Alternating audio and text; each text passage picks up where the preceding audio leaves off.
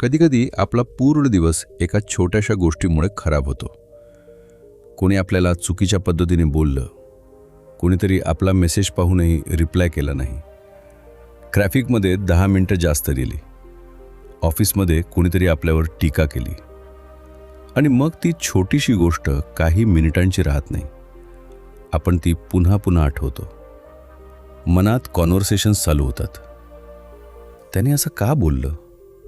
मी त्याला उत्तर का दिलं नाही? लोक माझ्याबद्दल काय विचार करत असतील? एक छोटी घटना आणि त्यामागे तासनतास मानसिक गोंधळ. पण विचार करा, आपल्या आयुष्यातील प्रत्येक गोष्ट इतकी गंभीर असायलाच हवी का?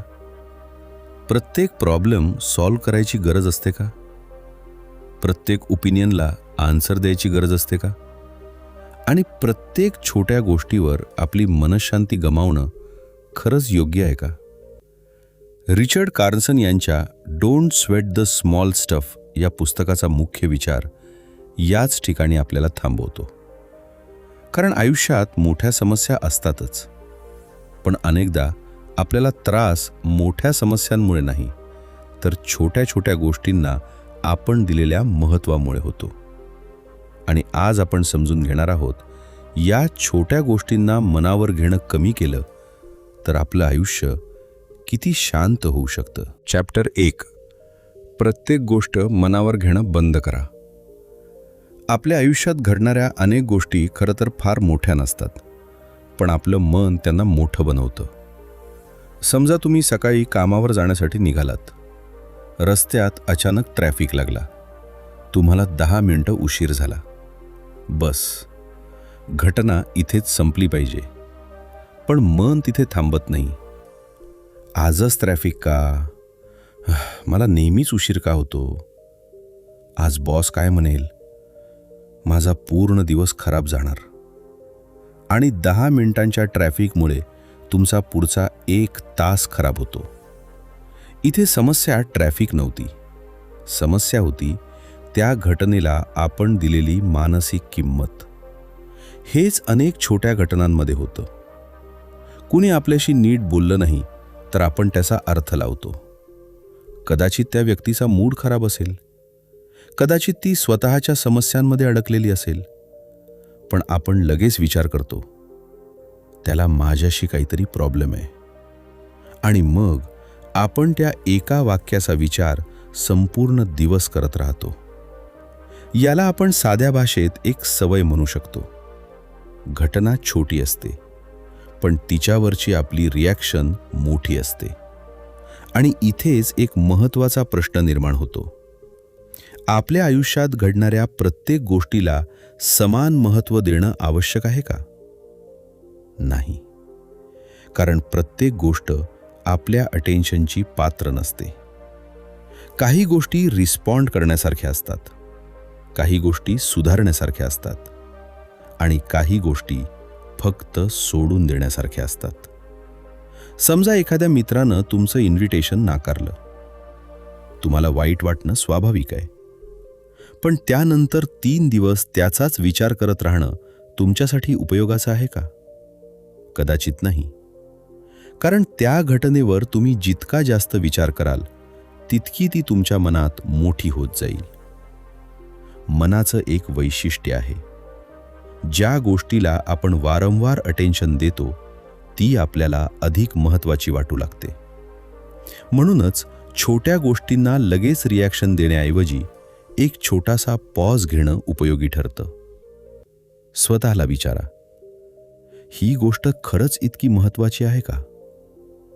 1 आठवड्यानंतर मला हे आठवेल का? आणि 1 वर्षानंतर? अनेक वेळा उत्तर असेल नाही. आणि मग लक्षात येतं की आपण ज्या गोष्टीसाठी इतकी मानसिक एनर्जी खर्च करत होतो, ती गोष्ट खरं तर आपल्या आयुष्यात फारशी मोठी नव्हती. याचा अर्थ असा नाही की सगळ्या समस्या इग्नोर करायच्या. जर एखादी गोष्ट खरोखर महत्त्वाची असेल तर तिच्यावर ॲक्शन घ्या. पण प्रत्येक छोटी अडचण इमोशनल इमर्जन्सी बनवण्याची गरज नाही. कधीकधी शांत राहणं म्हणजे कमजोरी नसते, ते मॅच्युरिटी असतं. कारण प्रत्येक गोष्टीला रिॲक्शन देणं आपल्या हातात असतं, पण प्रत्येक गोष्टीला रिॲक्शन द्यायची गरज नसते. आजपासून एक छोटा प्रयोग करून पहा. जेव्हा एखादी छोटी गोष्ट तुम्हाला चिडवेल तेव्हा लगेच प्रतिक्रिया देऊ नका. फक्त काही सेकंद थांबा, दीर्घ श्वास घ्या आणि स्वतःला विचारा, मी माझी मनःशांती या गोष्टीच्या बदल्यात खरंच द्यायला तयार आहे का? कदाचित त्या एका प्रश्नामुळे तुमची प्रतिक्रिया बदलेल आणि हळूहळू तुम्हाला जाणवेल, शांत आयुष्य मिळवण्यासाठी प्रत्येक समस्या संपवण्याची गरज नसते. काही समस्यांना फक्त आपल्या मनात मोठं होऊ न देणं पुरेसं असतं. पण इथे अजून एक मोठी गोष्ट आहे, कारण छोट्या गोष्टींना मनावर घेण्यामागे फक्त घटना कारणीभूत नसतात, तर लोक आपल्याबद्दल काय विचार करतात याची भीतीही तितकीच मोठी भूमिका बजावते. आणि पुढच्या चॅप्टरमध्ये आपण याच गोष्टीबद्दल बोलणार आहोत. चॅप्टर 2, लोक काय म्हणतील याचा विचार सोडा. आपण अनेक निर्णय स्वतःसाठी घेतो असं आपल्याला वाटतं, पण थोडं खोलात जाऊन पाहिलं तर लक्षात येतं, आपल्या अनेक निर्णयांच्या मागे एक छोटासा प्रश्न लपलेला असतो. लोक काय म्हणतील? तुम्ही एखादी नवीन गोष्ट सुरू करायचा विचार करता, नवीन काम, नवीन बिझनेस, यूट्यूब चॅनल किंवा आयुष्यात एखादा वेगळा निर्णय. सुरुवातीला तुम्हाला उत्साह असतो, पण लगेच मनात विचार येतो, लोक हसले तर, माझं जमलं नाही तर, नातेवाईक काय म्हणतील, मित्रांनी मला जज केलं तर. आणि मग आपण अनेकदा ती गोष्ट सुरू करण्याआधीच थांबतो. समस्या अशी नाही की लोक आपल्याबद्दल बोलतात, लोक बोलणारच. समस्या अशी आहे की आपण त्यांच्या बोलण्याला आपल्या आयुष्यावर किती पावर देतो. समजा तुम्ही काहीतरी नवीन करण्याचा निर्णय घेतला. 10 लोकांपैकी 8 लोकांनी तुम्हाला सपोर्ट केला, पण 2 लोकांनी टीका केली. आपलं लक्ष कुठे जातं? त्या 2 लोकांकडे. त्यांनी काय म्हटलं, का म्हटलं, त्यांना तसं का वाटलं, आपण त्याचाच विचार करत राहतो. म्हणजे 8 लोकांचा पॉझिटिव्ह रिस्पॉन्स आपण विसरतो, पण 2 लोकांच्या नेगेटिव्ह ओपिनियनला मनात जागा देतो. याचं कारण असं आहे की नेगेटिव्ह गोष्टी आपल्याला जास्त तीव्रतेनं जाणवतात. म्हणूनच प्रत्येक ओपिनियनला सत्य समजण्याची गरज नाही. कोणी तुमच्यावर टीका केली म्हणजे तुम्ही चुकीचे आहातच असं नाही, आणि कोणी तुमचं कौतुक केलं म्हणजे तुम्ही नेहमीच बरोबर आहात असंही नाही. दोन्ही गोष्टी ऐका, पण अंतिम निर्णय स्वतः घ्या. याचा एक साधा उदाहरण विचार करा. तुम्ही एखाद्या मित्राला तुमची नवीन आयडिया सांगितली. तो म्हणाला, हे तुझ्याकडून होणार नाही. आता तुमच्याकडे 2 पर्याय आहेत. पहिला, ते वाक्य मनावर घेऊन प्रयत्नच सोडून देणे. दुसरा, कदाचित त्याला खरंच काही रिस्क दिसत असेल, मी त्याचं म्हणणं तपासून पाहतो. हा दुसरा अप्रोच अधिक मॅच्युअर आहे, कारण तुम्ही क्रिटिसिझम नाकारत नाही, पण त्याला तुमच्या आत्मविश्वासावर पूर्ण कंट्रोलही देत नाही. हे समजून घेणं खूप महत्त्वाचं आहे. प्रत्येक माणूस आपल्या अनुभवातून आपलं मत तयार करतो. एखाद्या व्यक्तीला एखादी गोष्ट रिस्की वाटू शकते, दुसऱ्याला तीच गोष्ट ऑपॉर्च्युनिटी वाटू शकते. म्हणून दुसऱ्याचं मत म्हणजे अंतिम सत्य नाही. आणखी एक गोष्ट आहे, आपण अनेकदा विचार करतो की लोक आपल्याकडे सतत लक्ष देत आहेत. आपण काय घातलं, आपण काय बोललो, आपली चूक झाली, आपला व्हिडिओ किती लोकांनी पाहिला, आपण कुठे फेल झालो. पण खरं पाहिलं तर प्रत्येकजण आपल्या आयुष्यात इतका व्यस्त आहे की त्यांना आपल्या प्रत्येक छोट्या चुकीचा विचार करण्यासाठी वेळच नसतो. तुम्ही एखाद्या मीटिंगमध्ये चुकीचं बोललात.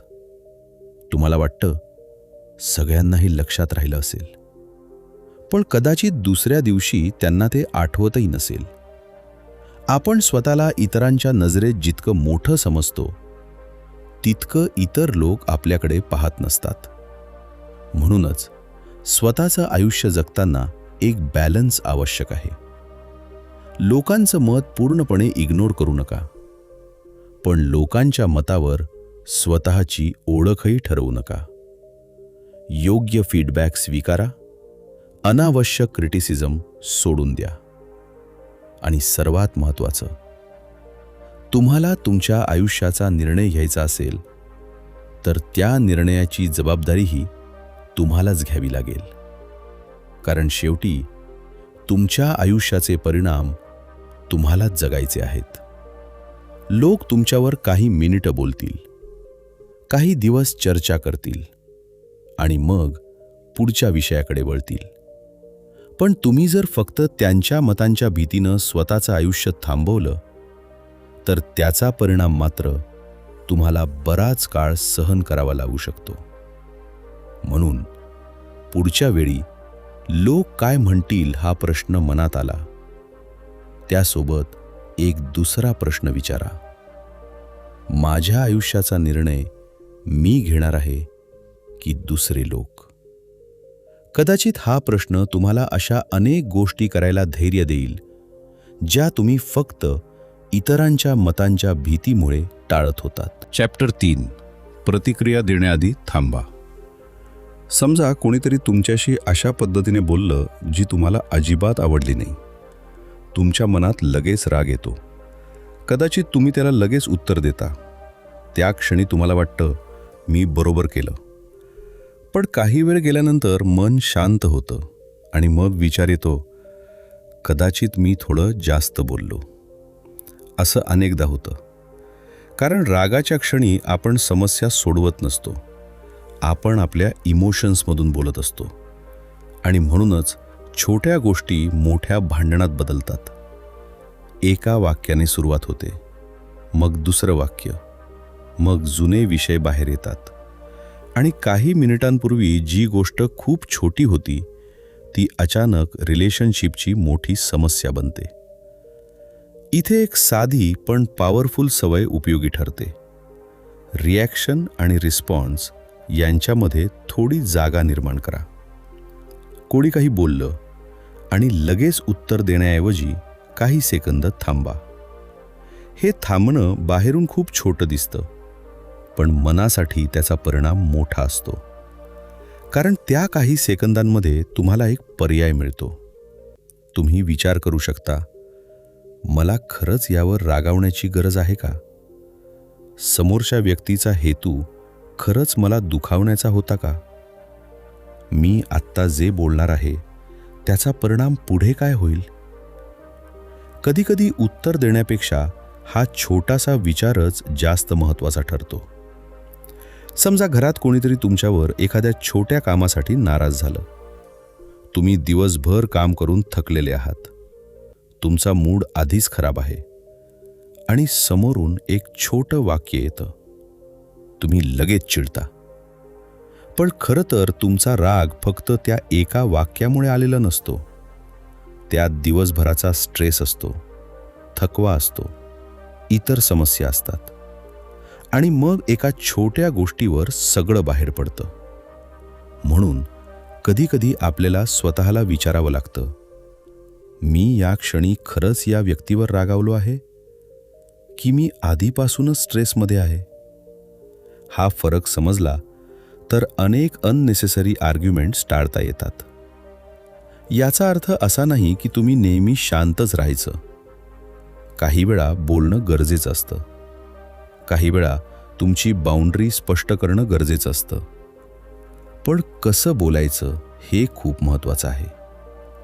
रागात बोललेलं सत्यसुद्धा चुकीच्या पद्धतीने पोहोचू शकतं आणि शांतपणे सांगितलेली तीच गोष्ट समोरच्या व्यक्तीला समजण्याची शक्यता जास्त असते. म्हणून पुढच्या वेळी तुम्हाला खूप राग आला, लगेच मेसेज पाठवू नका, लगेच फोन करू नका, लगेच निर्णय घेऊ नका. काही मिनिटं थांबा मन शांत होऊ द्या आणि मग बोला. विशेषतः सोशल मीडियावर हे खूप महत्त्वाचं आहे. एखाद्याने कमेंटमध्ये काहीतरी चुकीचं लिहिलं, आपण लगेच रिप्लाय करतो. मग तो पुन्हा रिप्लाय करतो, आपण पुन्हा करतो आणि शेवटी एका अनोळखी व्यक्तीसोबत आर्ग्युमेंट करण्यासाठी आपला वेळ आणि मानसिक एनर्जी खर्च होते. विचार करा, ज्याला तुमच्या आयुष्याशी काहीही संबंध नाही, त्याच्या एका कमेंटने तुमचा मूड खराब करणं खरंच योग्य आहे का? प्रत्येक बॅटल लढायची नसते. काही बॅटल्स फक्त टाळायच्या असतात. कारण तुमच्याकडे मर्यादित मानसिक एनर्जी आहे. ती कुठे खर्च करायची हे ठरवण्याचा अधिकार तुमच्याकडे आहे. आणखी एक महत्त्वाची गोष्ट, शांत राहणं म्हणजे समोरच्याला जिंकू देणं नाही.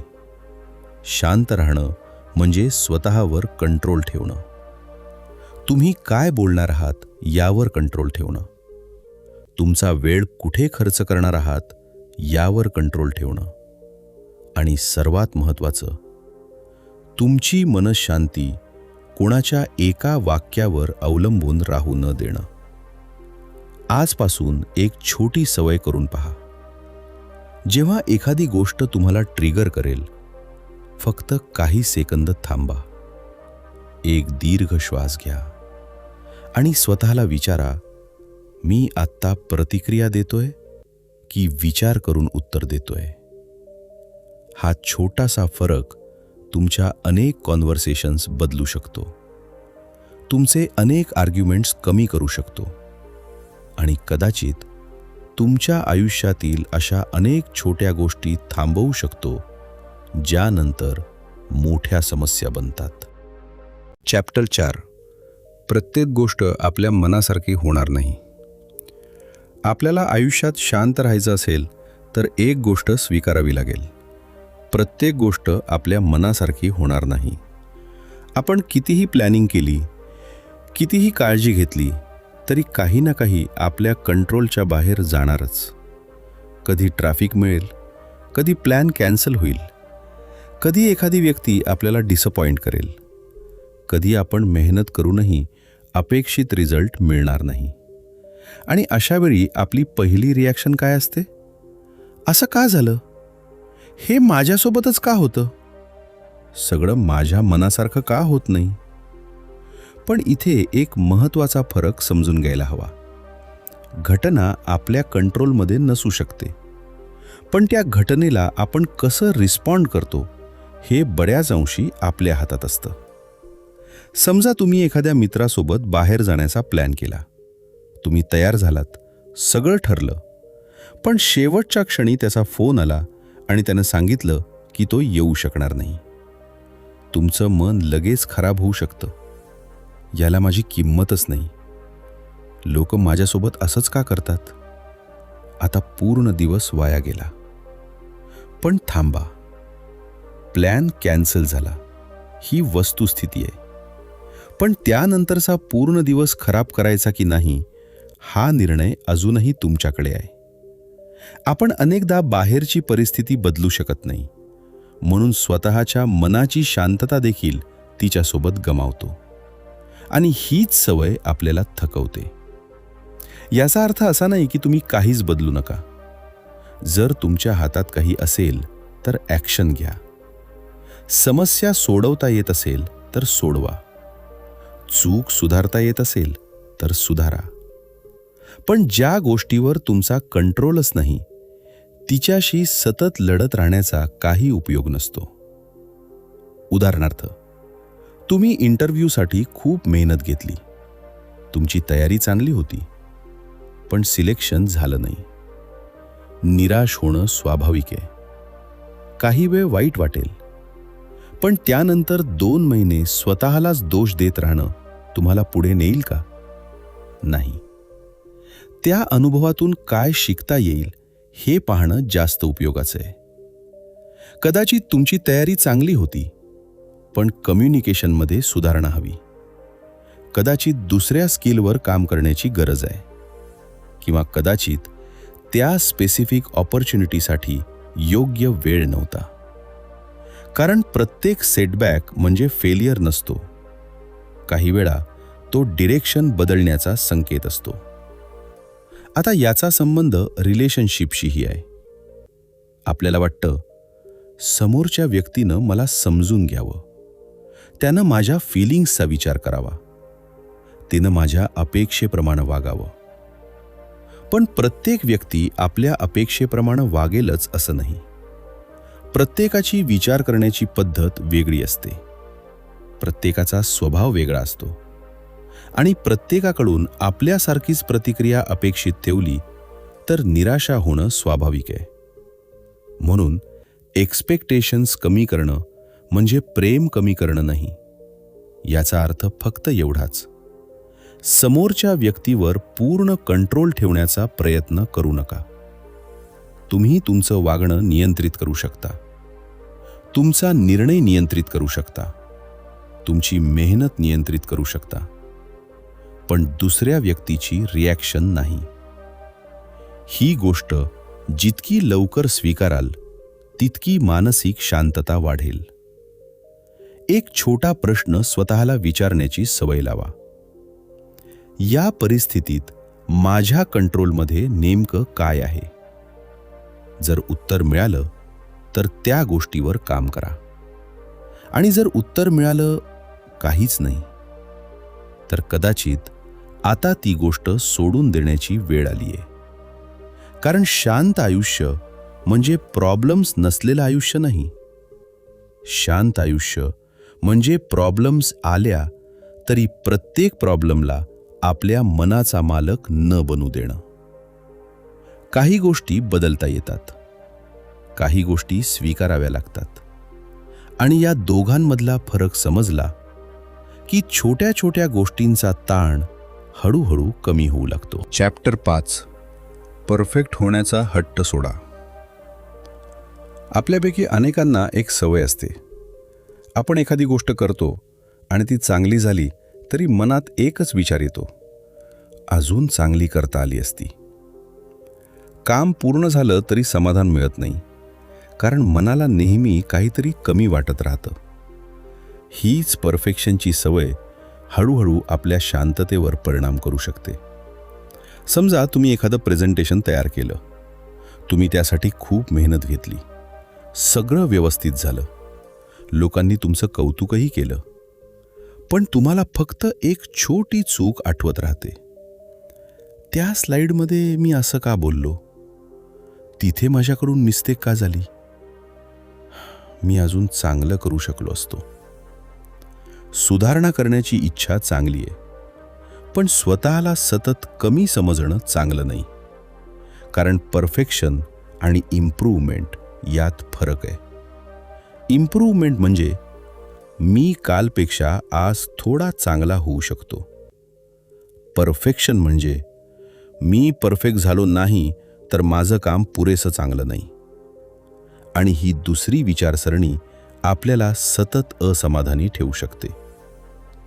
कधीकधी आपण एखादी गोष्ट सुरूच करत नाही, कारण आपल्याला वाटतं माझी तयारी पूर्ण झाल्यावर सुरू करेन, सगळं परफेक्ट झाल्यावर व्हिडिओ अपलोड करेन, सगळं व्यवस्थित झाल्यावर बिझनेस सुरू करेन. पण परफेक्ट वेळ अनेकदा येतच नाही. आपण तयारी करत राहतो, विचार करत राहतो आणि ॲक्शन मात्र पुढे ढकलत राहतो.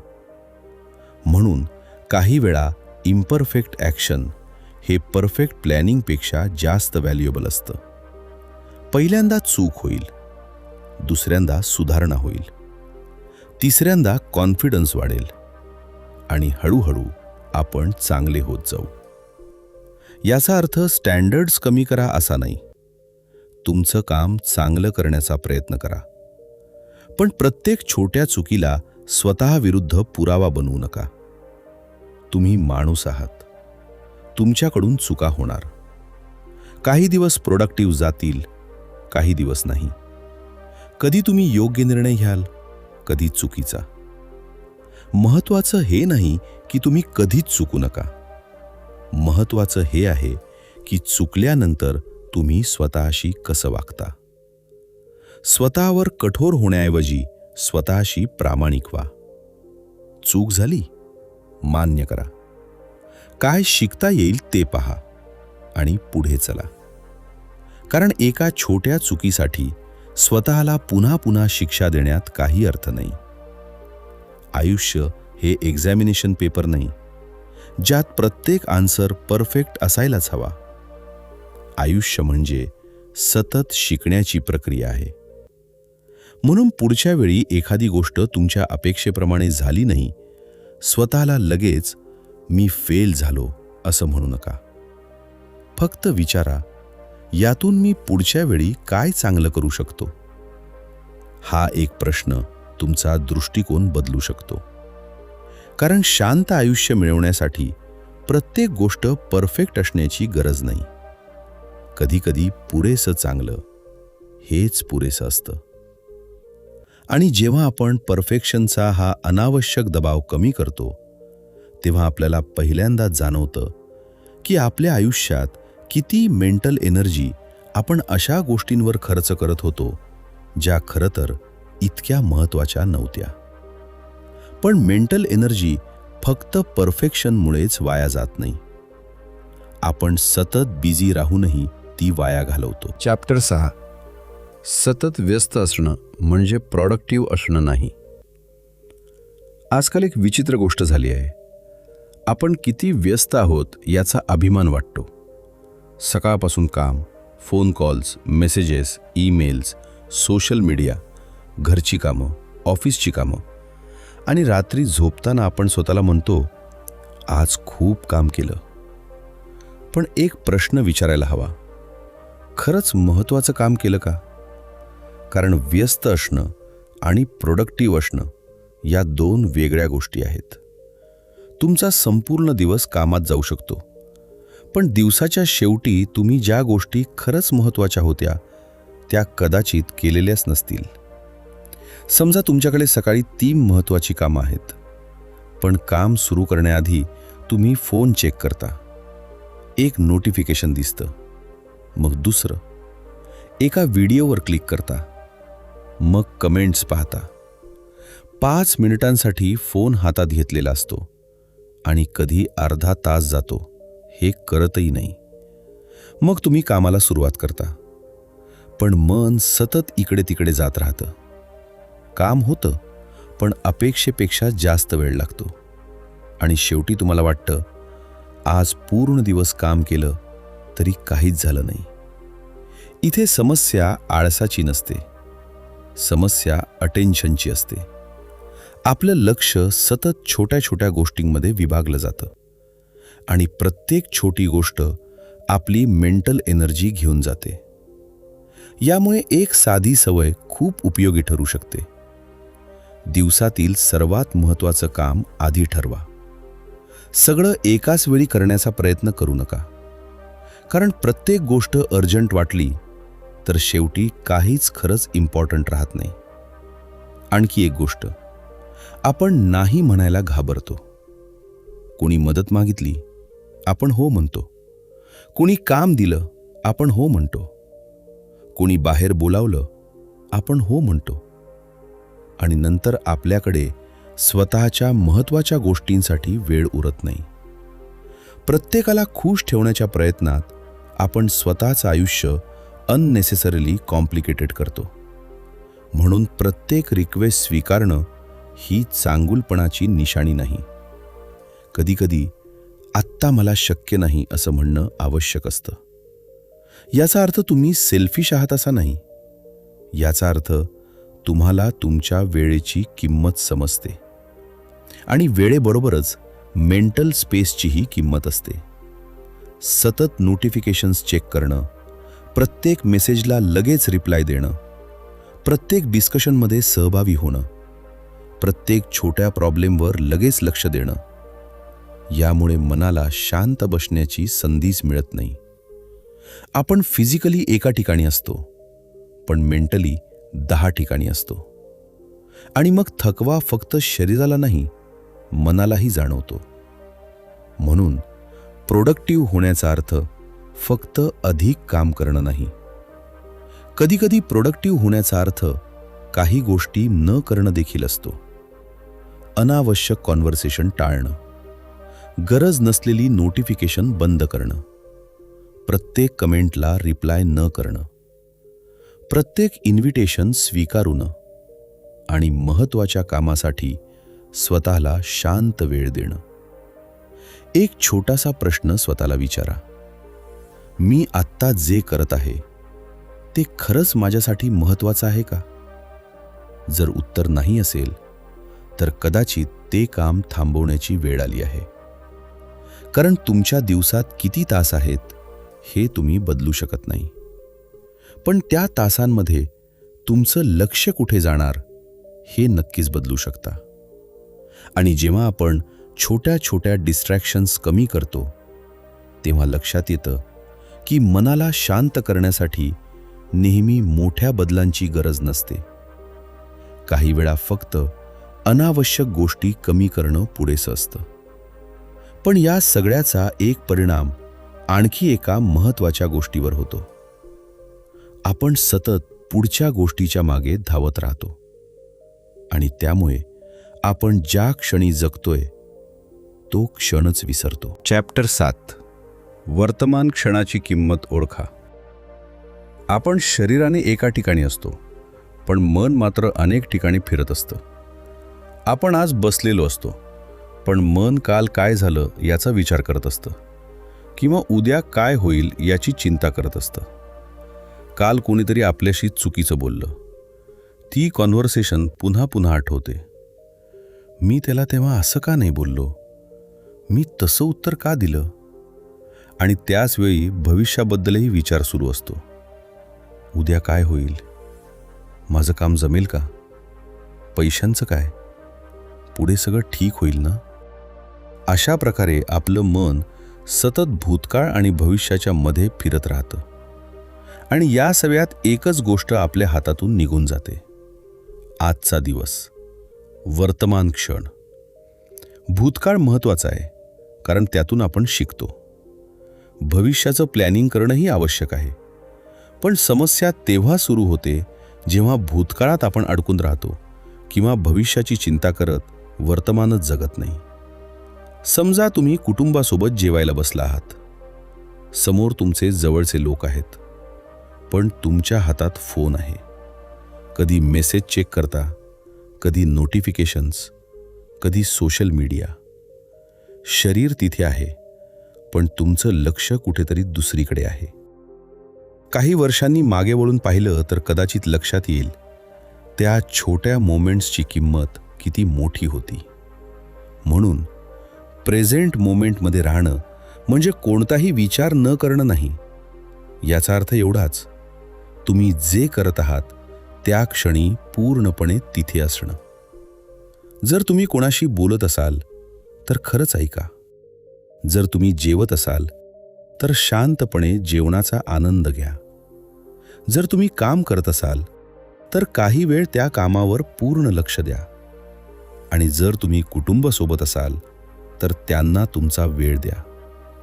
हे खूप साधं वाटतं, पण यामुळे मनाची धावपळ कमी होऊ शकते. कारण आपल्या मनाला नेहमी काहीतरी पुढचं हवं असतं.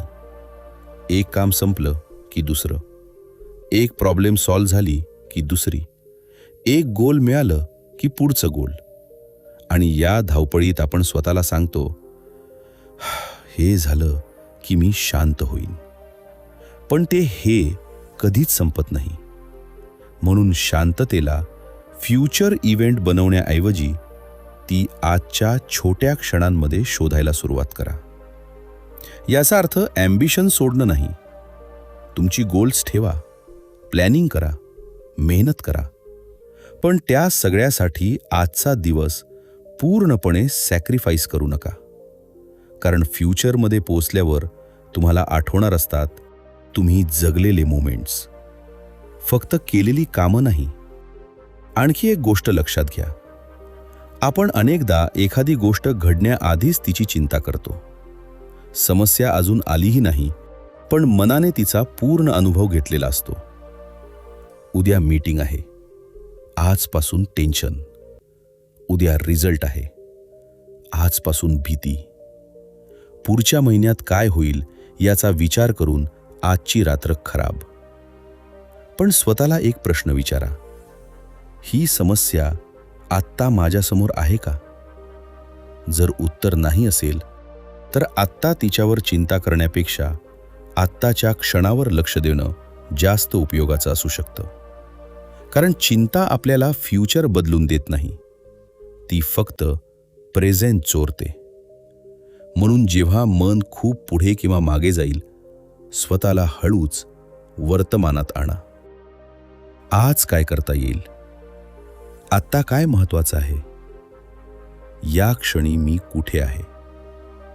हे प्रश्न साधे आहेत, पण ते मनाला परत वर्तमानात आणतात. आयुष्य नेहमी मोठ्या घटनांनी सुंदर होत नाही. कधीकधी एक शांत सकाळ, घरच्यांसोबतचा साधा चहा, मित्रासोबतचं हसणं किंवा दिवसभराच्या कामानंतर मिळालेला काही शांत वेळ, हेच क्षण आयुष्याची खरी किंमत बनतात. आणि जर आपण सतत छोट्या छोट्या गोष्टींवर स्ट्रेस करत राहिलो तर हे मोमेंट्स आपल्याला जाणवतही नाहीत.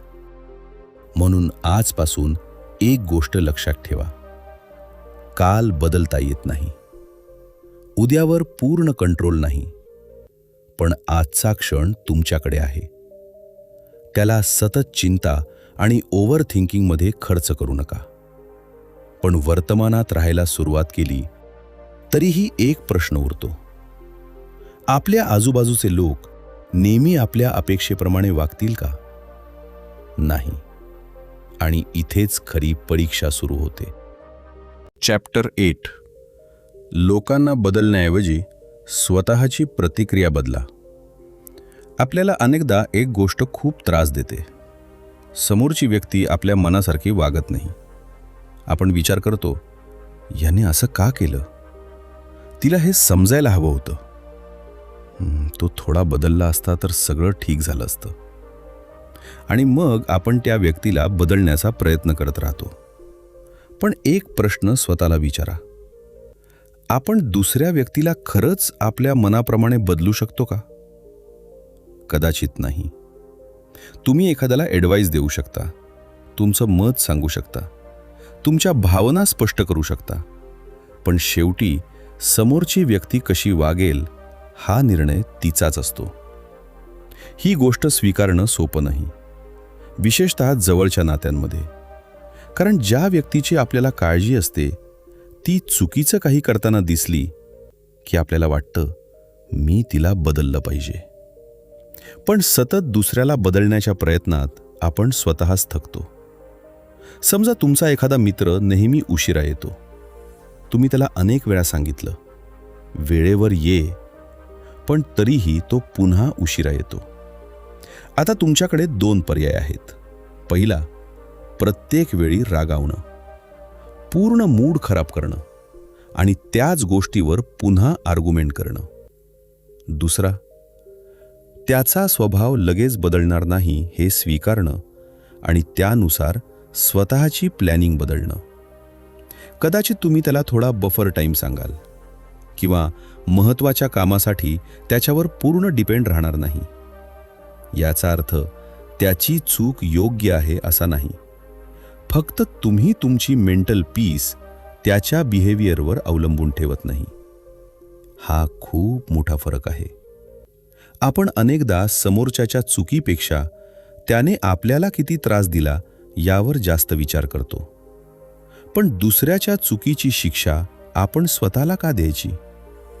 एखाद्याने चुकीचं बोललं, तो त्याचा निर्णय, पण त्या एका वाक्याचा विचार करून तुम्ही संपूर्ण रात्र जागणार तर त्याची किंमत तुम्हीच देत आहात. म्हणून बाउंडरीज आणि ॲक्सेप्टन्स दोन्ही महत्त्वाचे आहेत. ॲक्सेप्टन्स म्हणजे प्रत्येक चुकीचं वागणं सहन करणं नाही. जर कोणी वारंवार तुमचा अपमान करत असेल, तुमचा गैरफायदा घेत असेल किंवा तुमच्यासाठी सतत अनहेल्दी परिस्थिती निर्माण करत असेल तर अंतर ठेवणं योग्य असू शकतं. पण त्या निर्णयातही रागापेक्षा क्लॅरिटी असणं महत्त्वाचं आहे. मी या व्यक्तीला शिक्षा करणार याऐवजी माझ्या शांततेसाठी मला ही बाउंडरी आवश्यक आहे. हा दृष्टिकोन वेगळा आहे, कारण पहिल्या विचारात अँगर आहे, दुसऱ्यामध्ये सेल्फ रेस्पेक्ट आहे. आणखी एक गोष्ट, आपण स्वतःही नेहमी परफेक्ट नसतो. कधी आपण उशिरा पोहोचतो, कधी चुकीचं बोलतो, कधी समोरच्याला दुखावतो, आणि अशा वेळी आपल्याला दुसऱ्याने थोडी समजूत दाखवावी असं वाटतं. मग इतरांकडून आपण ज्या समजुतीची अपेक्षा करतो तीच समजूत आपणही इतरांना देऊ शकतो. यामुळे रिलेशनशिप्समध्ये अननेसेसरी टेन्शन कमी होऊ शकतो. म्हणून पुढच्या वेळी कोणीतरी तुमच्या अपेक्षेप्रमाणे वागलं नाही, लगेच स्वतःला विचारू नका, याला कसं बदलायचं? त्याऐवजी विचारा, या परिस्थितीत माझ्या हातात काय आहे? कदाचित तुमचं बोलणं, कदाचित तुमचा डिसिजन, कदाचित तुमची बाउंड्री, किंवा कदाचित फक्त तुमची रिॲक्शन. आणि जर तुमच्या हातात फक्त रिॲक्शन असेल तर ती शांतपणे निवडणं हीच तुमची ताकद आहे. कारण आयुष्यात आपल्याला प्रत्येक व्यक्ती बदलता येणार नाही. प्रत्येक सिच्युएशन आपल्या मनाप्रमाणे होणार नाही. प्रत्येकाला आपल्याला समजून घेता येणार नाही. पण आपण कोणत्या गोष्टीला किती महत्त्व द्यायचं हे आपण ठरवू शकतो. आणि जेव्हा हा बदल आपल्या आत होतो तेव्हा बाहेरच्या जगात फारसा बदल न घडताही आपलं आयुष्य अधिक शांत वाटू लागतं. चॅप्टर 9. स्वतःची तुलना इतरांशी करू नका. आज दुसऱ्याचं आयुष्य पाहणं खूप सोपं झालं आहे. फक्त फोन उघडा, कोणाचं नवीन घर दिसतं, कोणाची नवीन कार दिसते, कोणी फॉरेन ट्रिपवर आहे, कोणाचा बिझनेस चाललाय, कोणी फिटनेसमध्ये पुढे गेलंय, आणि नकळत मनात एक विचार येतो, याच्याकडे सगळं आहे, मग माझ्याकडे काय आहे? इथून कंपॅरिझन सुरू होतं. आणि कंपॅरिझनची एक गंमत आहे. आपण दुसऱ्याच्या आयुष्यातले बेस्ट मोमेंट्स पाहतो, पण स्वतःच्या आयुष्यातले स्ट्रगल्स. म्हणून कंपॅरिझन जवळजवळ नेहमी अनफेअर असतो. समजा एखाद्या व्यक्तीनं सोशल मीडियावर तिच्या सक्सेसचा फोटो टाकला. आपल्याला फक्त रिझल्ट दिसतो, पण त्या रिझल्ट मागची वर्ष दिसत नाहीत. तिनं किती फेलियर्स पाहिले असतील, किती वेळा चुकीचे निर्णय घेतले असतील, किती प्रेशर सहन केला असेल, हे आपल्याला माहीत नसतं. तरीही आपण स्वतःच्या आयुष्याची तुलना तिच्या एका फोटोशी करतो आणि मग स्वतःला कमी समजायला सुरुवात करतो. यामुळे एक महत्त्वाची गोष्ट लक्षात घ्या. दुसऱ्याचा प्रोग्रेस हा तुमच्या फेलियरचा पुरावा नाही. कोणीतरी तुमच्यापेक्षा पुढे आहे याचा अर्थ तुम्ही मागे आहातच असं नाही. प्रत्येकाची सुरुवात वेगळी असते, प्रत्येकाची परिस्थिती वेगळी असते, प्रत्येकाची स्पीड वेगळी असते. काही लोकांना एखादी गोष्ट लवकर मिळते, काहींना त्यासाठी जास्त वेळ लागतो. पण शेवटी तुमचा प्रवास तुमचा आहे. याचा अर्थ ॲम्बिशन सोडायची असा नाही. उलट दुसऱ्यांकडून इन्स्पिरेशन घ्या. कुणी चांगलं करत असेल तर त्यातून शिका, पण स्वतःचा आत्मविश्वास तोडण्यासाठी कंपॅरिझन करू नका. एक चांगला प्रश्न आहे, कालच्या माझ्यापेक्षा आजचा मी चांगला आहे का? जर उत्तर हो असेल तर तुम्ही प्रोग्रेस करत आहात. कदाचित छोट्या पावलांनी, पण करत आहात. समजा तुम्ही पैसे सेव्ह करायला सुरुवात केली. आज तुमच्याकडे फार मोठी रक्कम नाही, पण काही महिन्यांपूर्वी तुम्ही काहीच सेव्ह करत नव्हता. आज थोडं सेव्ह होतंय. ही छोटी प्रोग्रेस आहे. पण जर तुम्ही सतत एखाद्या करोडपतीशी स्वतःची तुलना करत राहिलात तर तुमची प्रोग्रेस तुम्हालाच दिसणार नाही. म्हणून कंपॅरिझनचा डिरेक्शन बदला. दुसऱ्याशी नाही, स्वतःशी तुलना करा. काल तुम्ही किती डिसिप्लिन्ड होता, आज किती आहात? काल तुम्ही किती ओव्हरथिंक करत होतात, आज थोडं कमी करता येतंय का? काल एखाद्या छोट्या गोष्टीवर तासभर राग आला. आज कदाचित 10 मिनिटात तुम्ही स्वतःला शांत केलं. हेही ग्रोथ आहे. प्रोग्रेस नेहमी बाहेरून दिसत नाही. काही प्रोग्रेस मनात होते. तुम्ही कमी रिॲक्ट करता, जास्त शांत राहता, लोकांच्या ओपिनियनला कमी महत्त्व देता, छोट्या गोष्टी पटकन सोडून देता. ही सगळी अशी संपत्ती आहे जी सोशल मीडियावर दिसत नाही. आणि कदाचित याच गोष्टी तुमच्या आयुष्याला जास्त शांत बनवतात. आणखी एक महत्त्वाची गोष्ट, कधीकधी कंपॅरिझन आपल्याला त्या गोष्टींची इच्छा निर्माण करून देतो ज्या आपल्याला खरंच हव्या नसतात. कोणाकडे महागडी कार आहे म्हणून आपल्यालाही हवी. कोणी मोठं घर घेतलं म्हणून आपल्यालाही घ्यायचं. कोणी एका फील्डमध्ये फेमस झालं म्हणून आपणही तिथे जायचं. पण थांबा, तुम्हाला खरंच ते जीवन हवं आहे का? की फक्त दुसऱ्याकडे आहे म्हणून ते तुम्हाला हवं वाटतंय? हा प्रश्न खूप महत्त्वाचा आहे. कारण स्वतःचं आयुष्य जगण्याऐवजी जर आपण दुसऱ्याच्या आयुष्याची कॉपी करण्याचा प्रयत्न केला तर बाहेरून सगळं मिळालं तरी आतून समाधान मिळेलच असं नाही. म्हणून दुसऱ्याचं यश पाहून स्वतःला कमी समजू नका. त्यातून इन्स्पिरेशन घ्या, शिका, पण तुमचा प्रवास तुमच्या स्पीडने चालू ठेवा. कारण शेवटी आयुष्य ही रेस नाही जिथे सगळ्यांनी एकाच वेळी फिनिश लाईन पार करायची असते. तुमच्यासाठी योग्य असलेला मार्ग शोधणं हेच अधिक महत्त्वाचं आहे. आणि जेव्हा कंपॅरिझन कमी होतो तेव्हा आपल्या आयुष्यात आधीपासून असलेल्या गोष्टी दिसायला लागतात. आपली माणसं, आपला वेळ, आपली छोटी अचीवमेंट्स, आपली प्रोग्रेस.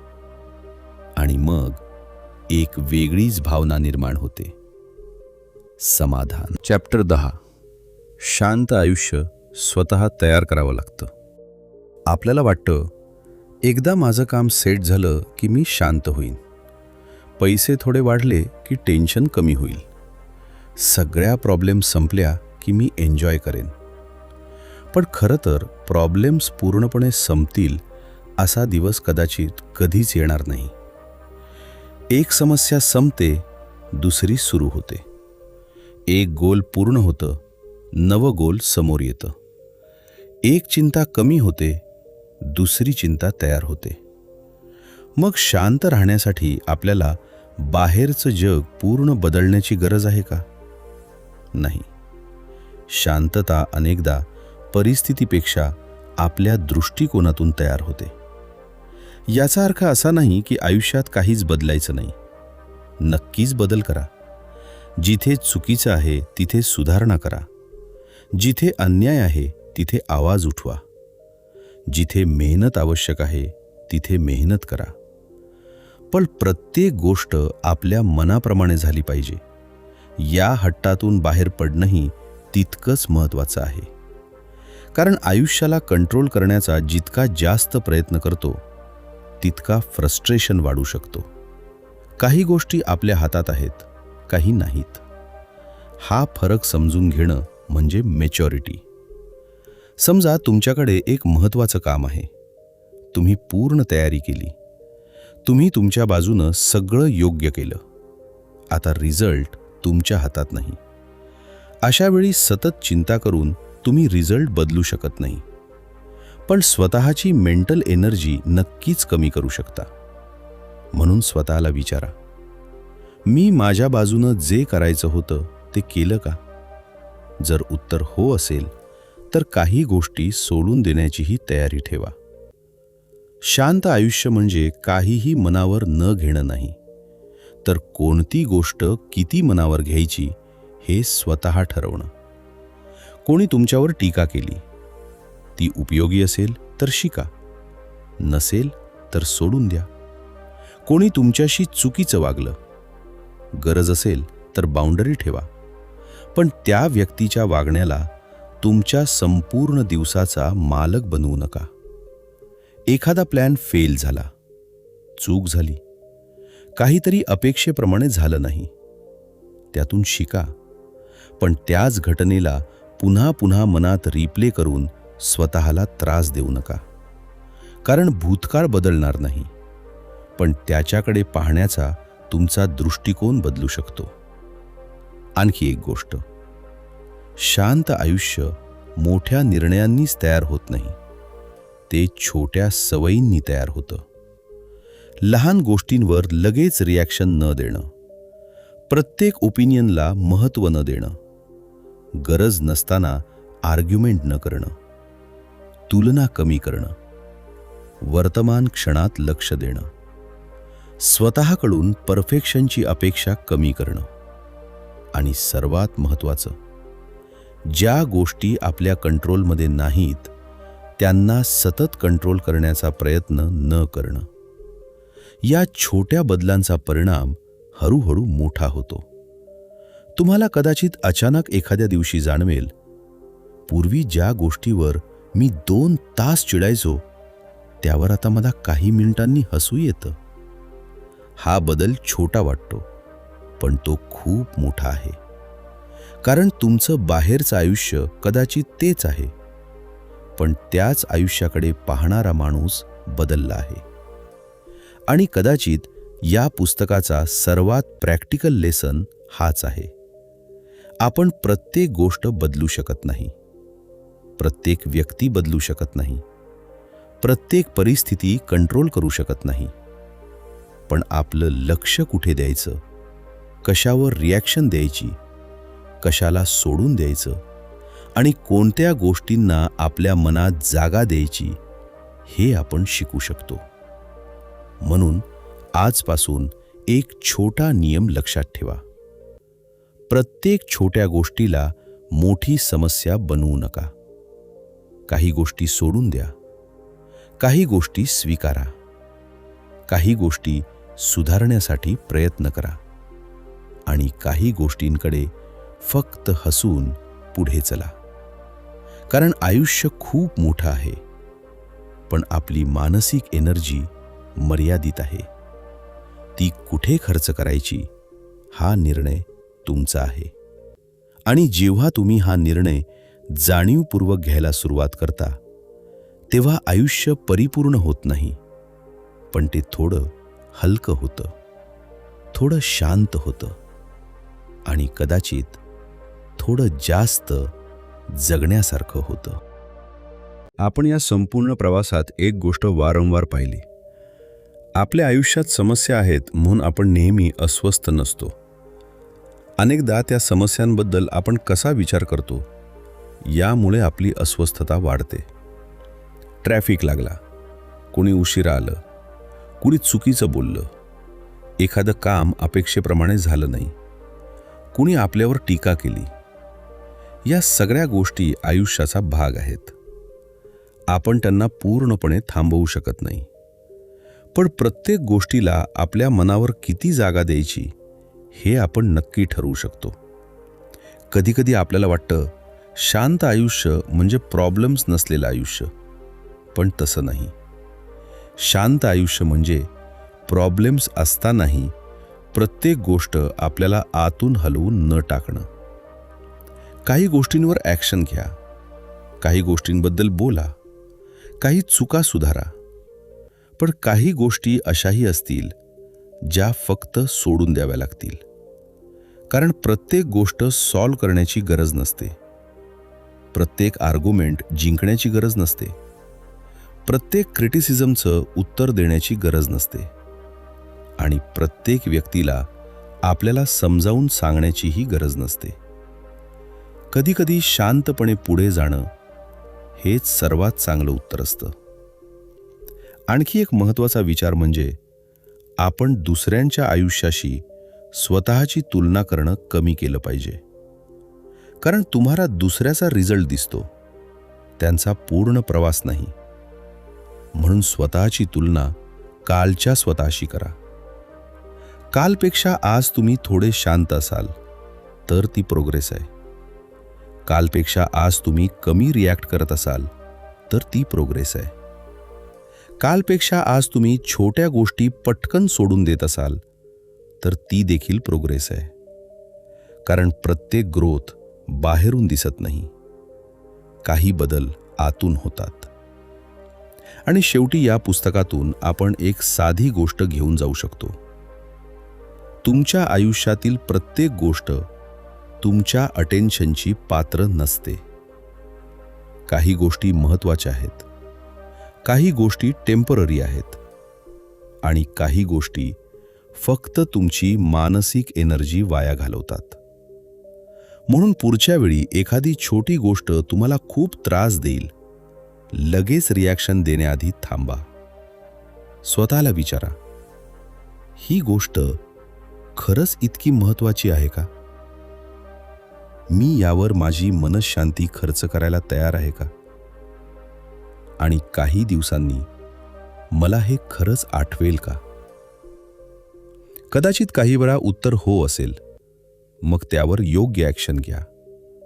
पण जर उत्तर नाही असेल तर कदाचित ती गोष्ट सोडून देण्याची वेळ आली आहे. कारण प्रत्येक छोटी गोष्ट मोठी समस्या बनवायची की नाही, हा निर्णय अनेकदा आपल्या हातात असतो. आणि शेवटी एक प्रश्न तुमच्यासाठी: तुमच्या आयुष्यात अशी कोणती छोटी गोष्ट आहे जिला तुम्ही गरजेपेक्षा जास्त महत्त्व देत आहात? कदाचित एखाद्याचं मत, कदाचित जुनी चूक, कदाचित एखादा छोटासा राग, किंवा कदाचित अशी एखादी गोष्ट जी तुम्ही आजही बदलू शकत नाही, पण तरीही मनात घेऊन फिरत आहात.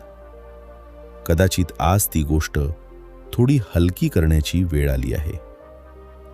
जर या व्हिडिओमुळे तुम्हाला तुमच्या रोजच्या आयुष्यातील छोट्या गोष्टींकडे थोडं वेगळ्या नजरेने पाहता आलं असेल तर व्हिडिओला लाईक करा. अशाच प्रॅक्टिकल आणि विचार करायला लावणाऱ्या मराठी बुक समरीजसाठी चॅनल सबस्क्राईब करा. आणि लक्षात ठेवा, आयुष्य नेहमी आपल्या मनासारखं होणार नाही, पण प्रत्येक गोष्ट आपल्या मनावर किती घ्यायची हे आपण शिकू शकतो. आणि कदाचित थोडं शांत जगण्याची सुरुवात इथूनच होते.